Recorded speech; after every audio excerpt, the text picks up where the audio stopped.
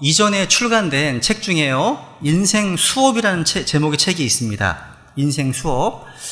이 책은요, 호스피스 운동의 선구자로 알려진 한 정신의학자가 자신의 제자인 데이비 캐슬러와 함께 죽음 직전에 있던 수백 명의 사람들을 인터뷰하고 그 인터뷰를 토대로 저술한 교훈집입니다. 제목 그대로 우리가 인생을 사는 데 있어서 꼭 알아야 할 것들이 무엇인가 하는 내용을 담고 있는 책입니다. 이 책에 보면 여러 가지 사례들이 나오는데 그 중에 이런 이야기가 있습니다. 한 여성이 차를 이제 몰고 고속도로를 이제 달리고 있었습니다. 근데 갑자기 앞에 차들이 다 서는 거예요.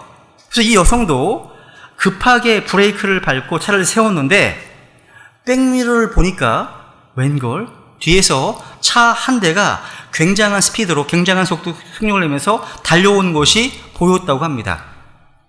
그 순간 이분이 지금 브레이크를 밟지 않으면 사고가 날 텐데 하는 생각이 들면서 본능적으로 핸들을 꽉 움켜쥐게 되었다고 합니다.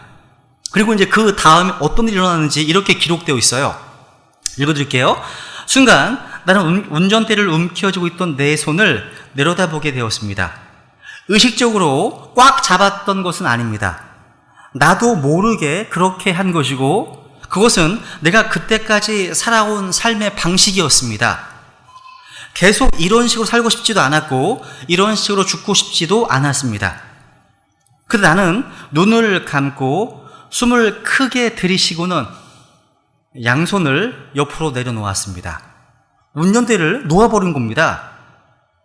삶에 그리고 죽음에 순순히 나 자신을 맡겼습니다. 맡겼다는 거예요. 그리고 뒤이어 엄청난 충격이 느껴졌습니다. 어떤 상황이 벌어졌을지 충분히 짐작이 가지 않습니까? 바로 몇 초 사이에요, 뒷차가 전속력으로 달려와서 그녀의 차를 들이받았고 차에 있던 여성은요 그 자리에서 기절했습니다. 기절했어요. 이제 이 여자분이요 한참 만에 깨어나 보니까 자기 차는 종이장처럼 꾸겨져 있었고 자기 앞에 차와 뒤에 차까지 모두 크게 망가져 있었습니다. 근데 정말 놀라운 것은 그런 상황에서 이 여성은 하나도 안 다쳤다는 겁니다. 멀쩡했다는 거예요. 그래서 그녀가 이제 가슴을 쓸어내리고 있었는데 사고를 조사하던 경찰관이 하는 말이 몸의 긴장을 푼 것이 다치지 않을 수 있었던 이유 중 하나라고 말해 주었습니다. 핸들을 꽉 움켜쥔 채 근육이 그 텐션, 긴장한 상태로 있으면 오히려 심한 부상을 입을 확률이 더 크기 때문입니다. 근데 이 여성은 이 사건을 통해서요 자기 인생을 돌아보게 되었다고 합니다. 그동안 그녀는 늘 그렇게 주먹을 막 꽉 움켜쥔 채로 살아왔다는 것을 깨닫게 되었습니다. 그런데 이 사건을 통해서 긴장을 내려놓고 살 수 있다는 사실을 깨닫게 되었고 그 후로 삶이 달라졌다고 하는 그런 내용이었습니다. 이 내용은요 지난번에 설교했던 아무것도 염려하지 말고 모든 염려를 주님께 내어 맡기라는 메시지를 잘 예정하고 있습니다.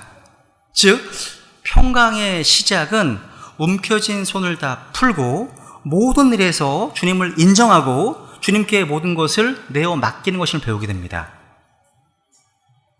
이 책을 읽으면서요 어쩌면 우리가 이 생을 살아가다가 어떤 위기와 어려움을 만날 때 꽉 움켜쥔 손을 풀 수 있는 것, 여기서부터 이게 평강의 시작이 아닐까 하는 생각이 들었습니다. 여러분 창세기에서 요셉이 한 고백을 기억하십니까? 한번 창세기 45장 5절 창세기 45장 5절 같이 읽어보겠습니다. 시작. 그런즉 이제 당신들이 나를 이곳에 팔았다고 해서 근심하거나 당신들 스스로에게 노하지 마소서. 하나님께서 생명을 보존하시려고 나를 당신들보다 앞서 보내셨나이다. 지금 요셉은 어떤 상황입니까? 요셉의 배다른 형제들이 요셉을 시기합니다. 질투해서 이집트의 종으로 팔아버렸습니다. 요셉을요. 근데 오랜 시간이 흐른 뒤에 까맣게 잊고 있었던 동생 요셉이 어마어마한 권력자가 되어서 형들 앞에 나타난 겁니다. 당연히 형들은 이제 우리는 죽었다 생각하면서 부들부들 떨고 있을 수밖에 없는 상황이었습니다. 그 상황에서 요셉이 한 말이에요. 만약 우리가 이 불의한 세상을 살면서 위기를 만나거나 어떤 상처를 입을 때, 또 가장 가까운 사람으로부터 배신을 당할 때 이런 고백을 할 수 있다면 참 성숙한 반응일 겁니다. 하나님을 의식하면서 하나님께서 나를 보내셨다고, 즉 이 사건 뒤에 하나님이 계셨다고, 이것이 요셉을 살려낸 한마디였다는 겁니다. 만약 요셉에게 이런 믿음이 없었다면 어릴 때부터 분노와 증오와 복수심에 불타서 아주 딱딱한 경직된 인생을 살았을 겁니다. 요셉이야말로 절실명의 어떤 위기 속에서 자기 인생의 운전대를 꽉 붙잡은 손을 내려놓고 그것을 온전히 하나님께 맡겼던 겁니다. 또 요셉이 그렇게 할 수 있었던 것은요, 요셉의 고백처럼 그 일이 있어서 하나님을 인정하고 그 사건 뒤에 하나님께 계셨기 때문입니다. 아, 신앙생활이 바로 이런 거구나.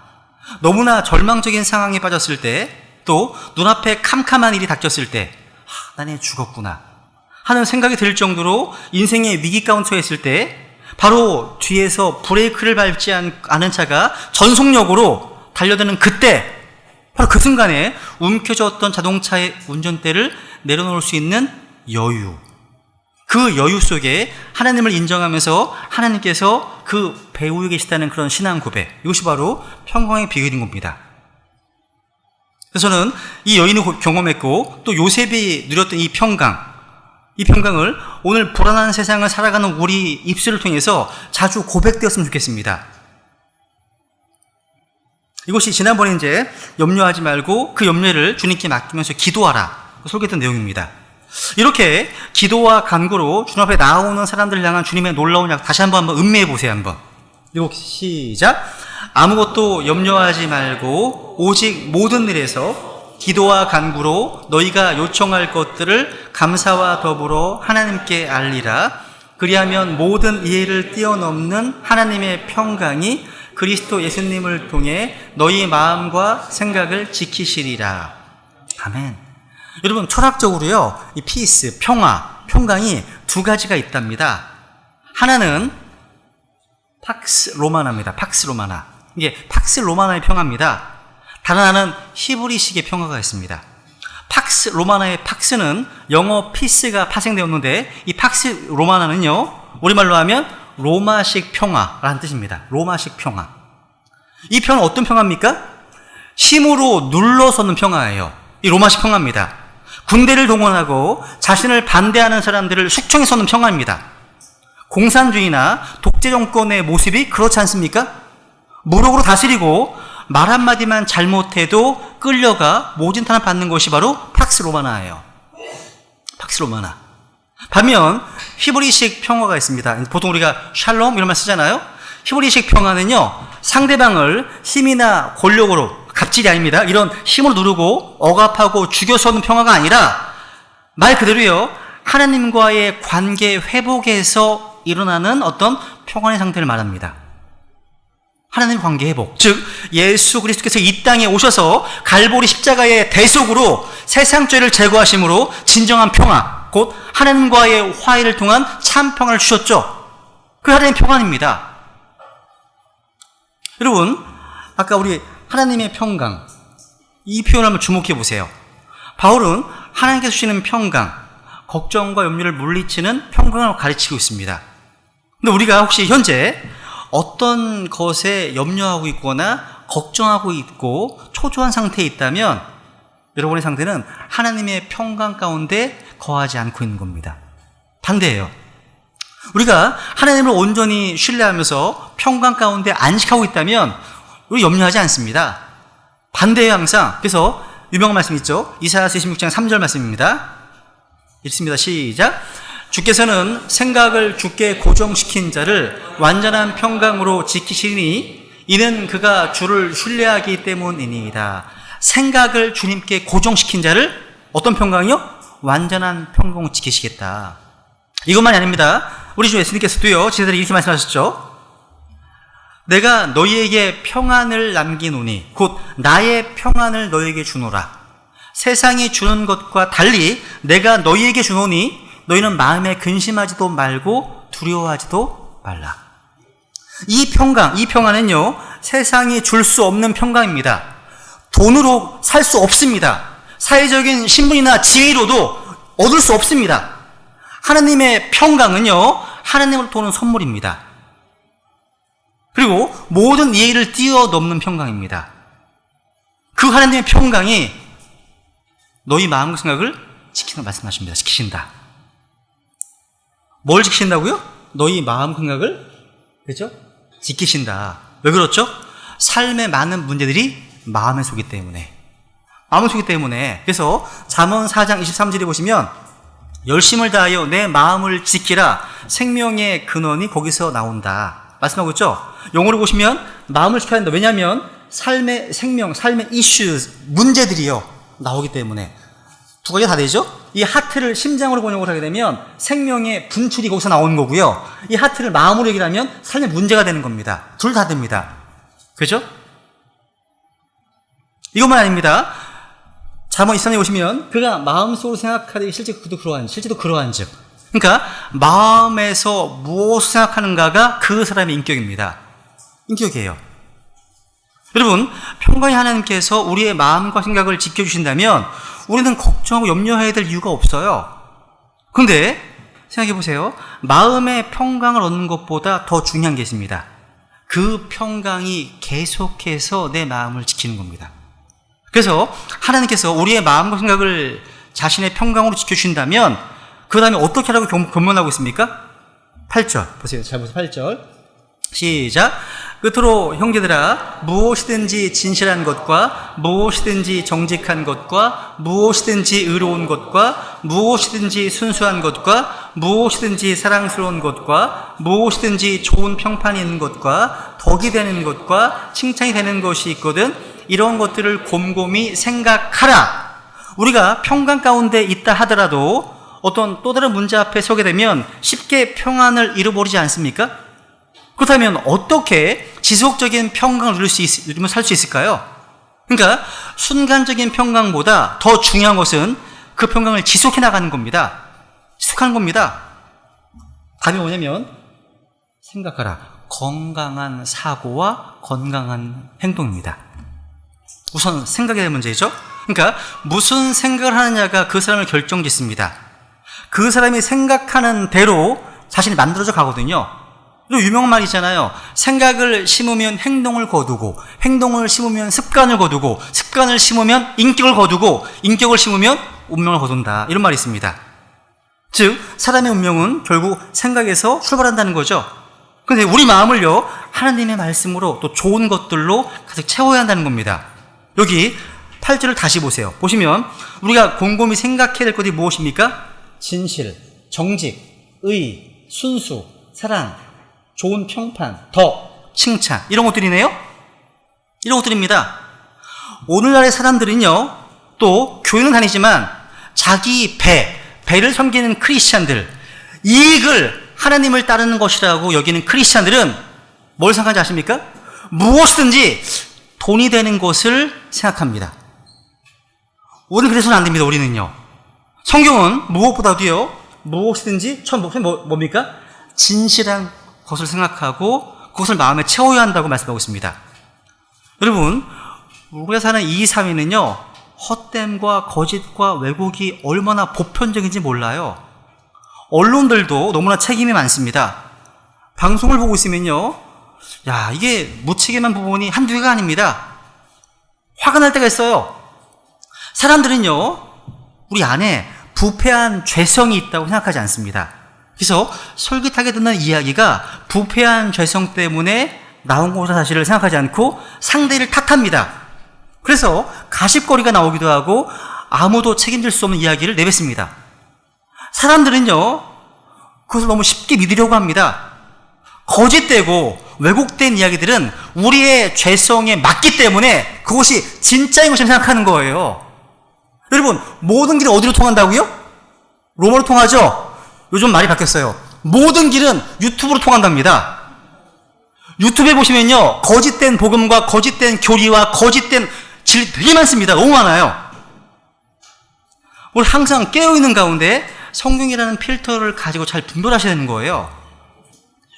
보시면요, 뭐 헛소문, 꾸며진 이야기들, 속임이나 나쁜 동기들 가운데 나온 이야기들 너무나 많다는 겁니다. 그런 것들을 자꾸 보게 되면 우리 마음에 채워지는 거예요. 그럼 평안하지 않습니다. 불편해요. 우리는 마음을요, 진실한 곳에 두어하며, 진실한 곳에요. 진실한 것.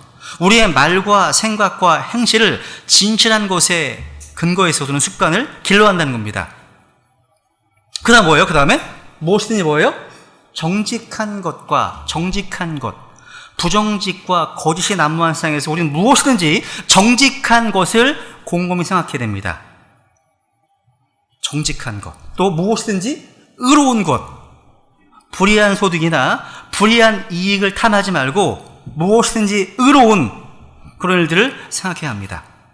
여러분, 정직이란 말이요, 신약성경에서 킹제임스 성경에서만 나와요. 그거 들어보셨죠? 그죠? 여러분, 개역성경 또 개역 개정판 성경에는요, 아니스트란 말, 정직이라는 말이 단 한 번도 안 나와요. 참 기가 막힌 노릇입니다. 이게 말이 안 되는 거예요. 안 나옵니다. 여러분, 근데 킹제임스 성경에 보시면요, 신약에만 이 정직이라는 말이 12구절이나 나옵니다. 정직은요, 구원받은 그리스도인의 특징이고 표징입니다. 여러분, 로마서 12장 17절에 보시면 모든 사람의 눈앞에서 정직한 일들을 예비하라. 로마서 13장 13절에 보시면 낮에 하듯이 우리가 정직하게 걸으라. 고린도서 4장 2절에 보시면 정직하지 못한 일들을 버려라. 또 고린도서 8장 21절에 보시면 주의 눈앞에서뿐만 아니라 사람들의 눈앞에서도 정직한 일들을 예비하노라. 이런 얘기 되게 많습니다. 히브리서 13장 18절에 보시면요, 우리가 모든 일에서 정직하게 살고자 함으로, 또 베드로전서 2장 12절에 보시면 이방인들 가운데서 너희 행실을 정직하게 하라 명령하고 있습니다. 그렇기 때문에 정직하지 못한 사람들은 이건 그리스도인의 삶을 사는 게 아니죠. 아닙니다. 그런데 변개된 성경들, 거짓된 성경들은 아예 성경 자체에 정직이라는 말 자체가 없어요. 다 삭제해버렸다는 겁니다. 근데 오늘 본문에 보니까 무엇이든지 정직한 것, 의로운 것을 생각하라 말씀하고 있습니다. 우리는 다른 사람들과의 관계에서 정직하고 의로워야 됩니다. 우리는 옆에 있는 한 사람 이게 여러분 아무렇게나 만나고 끝날 사람들이 아니에요. 영원토록 함께 하셔야 돼요. 천연왕국 또 새 예루살렘 함께 하셔야 될 일이에요. 안 볼 수가 없어요. 웬만하면 잘 지내세요. 웬만하면 잘. 그러니까 소중하다는 거죠. 그러니까 여러분, 세상 사람들이 말하듯이 에이씨, 안 보면 되지 뭐 이런 얘기 하잖아요. 세상 사람들이요. 그죠? 이게 안 봐지는 게 안 됩니다. 우리는요. 우리는 하나님 앞에서 또 사람들 앞에서 정직하고 의로워야 됩니다. 그 다음 보세요. 그 다음 뭐예요? 무엇이든지 pure, 순결한 것, 순수한 것. 야, 우리가 킹제임스 성경을 보는 이유가 뭐예요? 야, 순수한 물이기 때문입니다. 킹제임스 성경이요. 흙탕물이 아니라. 그죠? 여러분, 순결하다, 순수하다. 여러분, 우리가 사는 이 사회는요, 죄와 음란과 방탕으로 우리를 이끌어가는 그런 구조를 너무나 많이 갖고 있습니다. 미투 운동이 다 해가지고요, 언론에서는 사회의 각 분야에 만연해 있는 성폭력의 문제들을 계속 나오고 있습니다. 저는요, 단순히 그것이 그 사람들만의 문제라고 생각하지는 않습니다. 우리 사회 전반에 음란을 부추기는 문화가 얼마나 보편화되어 있는지 몰라요. 우리 아이들이, 청소년들이요, 컴퓨터를 켜기만 하면 온갖 가십성 기사와 외모에 대한 이야기, 또 음행을 부추기는 장면들이 너무나 쉽게 접할 수 있다는 겁니다. 그러니까 한국 사회 전체가요, 음행의 영에 쩔어 있어요. 쩔어 있습니다. 근데 이상하게 이런 음행에 대해서 너무 사람들이 관대해요. 관대합니다. 사람들이 그런 생각을 하고 살고 그 생각이 악한 행실을 낳으면서 그렇게 보편화되어 있는 상황이라는 거예요. 우리 사회가요. 여러분, 이 악한 현상은요, pure, 순결이라는 단어를 고리타분한 옛날 말로 여기지 잘 사용하지 않습니다. 잘 사용하시나요? 순결이란 말? 사용하지 않습니다. 근데 우리 크리스찬들은요, 순결을 추구하고 순결한 것을 생각해야 하는 겁니다. 저희 이런 기억이 있습니다. 인터넷 음란 사이트에 중독이 되어서 영적 생활이 황폐해진 지체에 대한 그런 내용들을 들은 적이 많이 있습니다. 그러니까 인터넷을 통한 어떤 유혹에 우리들이요, 생각하는 것보다 많은 지체들이 넘어지고 있다는 거예요. 그거 알게 됐습니다. 근데 이 청년들이요, 결심을 하고 그런 불행한 상황으로 뛰어들어간 게 아니어서, 처음부터요. 그게 아니었어요. 그들 중 대부분은요, 아주 작은 생각을 통해서 그런 상황에 이르게 된 겁니다. 제가 한 얘기를 한번 소개해 볼게요. 어떤 청년이 털어놓은 경험담인데요. 저희 교회 청년은 아닙니다. 오해하지 마세요. 이 청년은요, 인터넷을 이제 이용하다가 호기심에 한 번, 두 번 그런 사이트에 접속했습니다. 그리고 난잡한 성적 행위를 담은 영상물을 봤습니다. 처음에 그것은요, 그냥 생각에 불과했어요. 근데 한두 번의 자극적인 경험은요, 이 청년의 생각을 즉시 마음에 뿌리내리게 만들었고요. 그 다음부터는 매일 그런 사이트 접속하지 않고는 견딜 수 없는 상황이 왔습니다. 그리고 그런 경험이 반복되니까 이제 실제로 그런 일을 실행에 옮겨보고자 하는 욕망이 생긴 겁니다. 결국 타락했습니다. 근데 이 청년은요, 타락하기 직전의 자신 상태를 이렇게 말했습니다. 거리에 나가면 모든 여자들이 온통 먹잇감으로 보였습니다. 머리를 흔들어도 그런 생각 떠나지 않았고, 심지어 예배 시간에도 그 생각을 하며 설교를 들었습니다. 이게 오늘날 교회 현실이라는 거예요, 여러분요. 현실입니다. 불행한 거죠. 그렇기 때문에요, 구원받은 성도라면 자기의 마음과 생각을 지키기 위해서 반드시 자기 속에 오가는 생각들을 잘 필터링 해야 한다는 겁니다. 해야 돼요. 그렇지 않으면요, 호비로 막을 수 있는 죄를요, 가래로도 막지 못하는 아주 심각한 재앙의 상황을 맞게 된다는 겁니다. 우리 크리스찬들은 무엇이든지 순수한 것을요. 또 그 다음 뭐예요?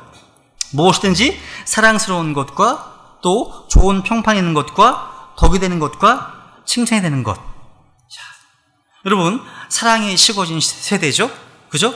자기를 사랑하고 돈을 사랑하고 쾌락을 사랑하는 세상에 살면서요, 우리는 무엇이든지 하나님을 사랑하고 하나님 말씀을 사랑하고 하나님께서 제 피값 주고 사신 하나님의 교회에 대한 사랑에 대해서 곰곰이 생각해 봐야 됩니다. 또 무엇이든지 좋은 평판이 있는 것 깊이 생각해야 됩니다. 사람들로부터 인기를 추구하고 명예를 추구한 이 세대에서 우리는 밖에 있는 사람들로부터 정직하다는 평판을 들어야 됩니다. 선한 행실, 또 믿음의 좋은 평판을 받아야 됩니다. 또 경쟁과 시기가 넘치는 이 시대에 우리는 누군가를 믿음 안에 세워주는 일이 무엇인지 깊이 생각해야 됩니다. 사람들의 인정과 칭찬이 아니라 우리 주님께서 다시 오실 때 받는 그 칭찬이 무엇인지 생각해 보십시오. 주님 앞에 섰을 때, 잘하였도다, 착하고 신실한 종아. 이걸 듣는 것이 칭찬입니다. 이 세상에서는요, 사람들에게서 인정과 높임을 받았지만 저 위에 가서는 수치와 부끄러움을 당하는 일은 하지 말아야 한다는 거죠. 그죠? 우리 이런 것들을 곰곰이 생각해야 한다는 겁니다.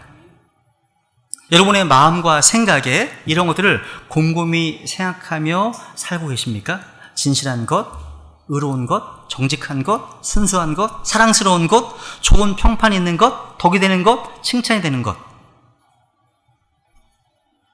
그래서 여러분, 8절에서요, 중요한 단어는 뭐냐면 think on입니다. 생각하랍니다. 다음 9절에 보시면요, 읽어볼까요? 시작. 너희가 내 안에서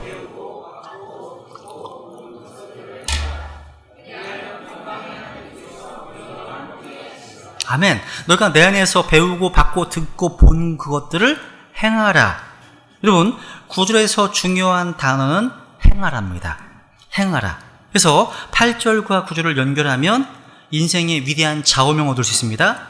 생각하라. 그리고 행하라. 따라해보세요. 생각하라. 그리고 행하라. 아까 우리가 무엇을 생각해야 한다고 말씀하고 있습니까? 8절에 나오는 모든 덕목들의 공통되는 특징은 우리 인생의 긍정적인 측면을 다룬다는 점입니다. 우리 생각이요, 부정적이 되면 아주 최악의 상태는 뭐냐면 사탄이 우리의 생각 안에 자신의 견고한 진지를 구축한다는 겁니다. 사탄은요, 불의한 것, 경건하지 않은 것, 더러운 것, 순수하지 않은 것, 미움과 시기와 질투 같은 그런 것들에 거하기 때문에 이런 부정적인 것들을 사고하는 마음속에는 마귀가 자기의 털을 마련하게 됩니다. 여러분, 잠시 지나가는 생각은요, 어쩔 수 없을 모릅니다. 근데 부정적인 그런 생각 안에 계속 머무르지 않도록 자신을 제어해야 한다는 거예요. 마치 이런 거죠. 새가 내 머리에 날아다니는 것은 내가 막을 수가 없어요. 하지만 새가 내 머리에 둥지를 트게 한 것은 내가 막을 수 있습니다. 그 얘기, 그러니까 이런 나쁜 생각들이요, 자신을 지배하지 못하도록 해야 한다는 겁니다. 그래서 여러분, 누군가랑 교제할 때, 전화통화할 때 내가 살아가는 다른 지체들의 어떤 나쁜 이야기, 부정적인 이야기들을 잘 듣지 마세요. 저도 안 들으려고 합니다. 피하려고 합니다. 왜? 왜요? 말씀하시는 그대로요. 말씀하신 그대로입니다. 그러니까 그 사람과의 관계가 무너지거든요. 그죠? 그리고 자꾸 그런 것들을 듣다 보면 마음이 어두워져요. 어두워집니다. 심지어요, 다른 지체의 어떤 문제가 사실이라 할지라도 여러분 이렇게 말해야 됩니다. 나는 그러한 것들로 내 머리를 채우지 않을 거라고요. 내 생각을 채우지 않겠다고요. 내 생각 속에 오히려 그 사랑하는 지체들의 미덕, 좋은 미덕들이 들어있어야 한다는 것. 좋은 것들이요. 저 이 말씀들을요, 마음속에 새기기 시작했어요. 아, 내가 마음속에 생각해야 될 게 무엇인지. 여러분 마찬가지입니다. 이 말씀 마음에 새기시기 바랍니다. 9절 다시 보시면요. 너희가 내 안에서 배우고 받고 듣고 본 그것들을 행하라. 건강한 행동입니다. 이게 바로 성경적 기독교입니다. 하나님께서 평강으로 우리의 마음과 생각을 지켜주시고 그 마음과 생각에 8절에 기록된 것들을 가득 담으면 그것은 끝이 아닙니다. 그 다음에는요, 배우고 받고 듣고 본 그것들을 행하라고 말하는 것이 기독교입니다. 행하라. 그저 아름답고 듣기 좋고 고상한 덕을 자랑하고 박수를 치고 마음에서부터 동의하고 맞습니다, 맞고요, 아멘, 여기 끝나는 게 아닙니다. 동의했다면, 아멘 했다면 행함으로 살아내고 구체적인 삶의 자리에서 행함으로 나아가는 것이 바른 기독교입니다. 그래서 여러분, 교회는요, 사람들의 삶의 터전을 떠나서 산속에 있었던 적이 한 번도 없습니다. 언제나 사람들의 삶의 무대인 현장 한가운데 있었던 곳이 바로 신약교회예요. 현장 가운데. 성도들의 삶과 이 교회에 행함이 없으면 그건 기독교가 아닙니다. 구체적인 삶과 적용이 없다면. 행함은요, 기독교의 생명과도 같은 겁니다. 마음으로 동의하고 머리로 동의하고 입으로 찬송하고 끝나는 것이 기독교가 아닙니다. 진짜 예배는 나갈 때부터 시작되는 겁니다. 진짜 예배는요. 그래서 여러분, 마음속에 동의한 것들을 우리의 손과 발에 담아서 행동하고 실천하는 것이 성경적 기독교라는 거죠. 오늘날요, 교회에 너무나 많은 사람들이요, 신앙 고백은 있어요. 종교란에 기독교 적습니다. 그런데 삶은 형편이 없고 신앙적으로는 동의는 하는데 실제 삶을 보면 말씀도 살지 않습니다. 그리고 이상한 모습들을 교회 안팎에서 너무나 많이 보게 된다는 거죠. 그래서는 안 된다는 겁니다. 안 된다는 거예요. 우리가 손과 발을 움직여서 살아내야 한다는 것. 그죠? 그래서 여러분, 삶이 없는 기독교, 행함이 없는 복음에 대한 동의, 그것은 진실한 것이 아니에요. 아닙니다. 성경 우리에게 행하라고 말씀하고 있습니다. 여기서 한 가지 또 주의할 게 있습니다. 우리에게 하나님께서 기대하시는 행함은요, 우리 모두가 다 파푸아 뉴기니아로 가서 선교하러 간다, 이게 아닙니다. 각자 자기의 삶의 현장이 있잖아요. 현장이 있습니다. 내 가정에서, 우리의 직장에서, 우리 학교에서, 또 교회에서 구체적인 행실과 삶의 적용을 필요로 한다는 겁니다. 이웃들에게, 가족들에게, 또 다른 지체들에게 말씀에서 배운 대로 행하는 것. 사람들은 어리석게도요, 정치를 하면 세상 바꿀 수 있다고 기대합니다. 또 법을 바꾸면 달라지겠지 생각합니다. 근데 그게 능사가 아니에요. 법과 정치의 변화가 삶의 변화를 가져오는 것은 아닙니다. 오히려 진리를 아는 사람들이 그 진리대로 살기 시작할 때 진실한 변화를 가져오는 겁니다. 그 때문에 하나님께서 보내신 그 삶의 자리에서 꼭 행하시라는 겁니다. 행하시라는 겁니다. 여기 구절을 다시 보시면 너희가 내 안에서, 바울 안에서 배우고 받고 듣고 본 그것들을 행하라. 바울은 얼마나 성령 충만한지 자기 자신을요 모든 성도들의 본보기로 제시했습니다. 서신서에 보면요 여러분의 옳지 이렇게 말씀하고 있습니다. 바울이 이렇게 얘기합니다. 보세요. 이렇게 시작. 그러므로 너희에게 간청하오니 너희는 나를 따르는 자들이 되라. 그 다음 내가 그리스도를 따르는 자가 된 것 같이 너희는 나를 따르는 자가 되라. 그 다음 형제들아 너희는 함께 나를 따르는 자가 되고 또